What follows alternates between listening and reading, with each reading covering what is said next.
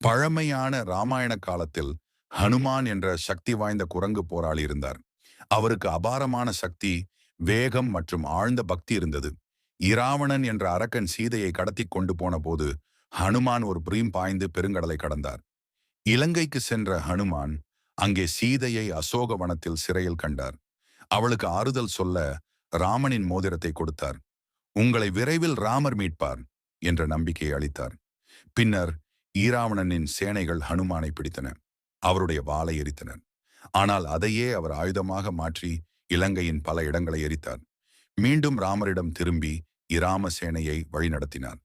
போரத்தில் அவர் முக்கிய பங்கு வகித்தார்.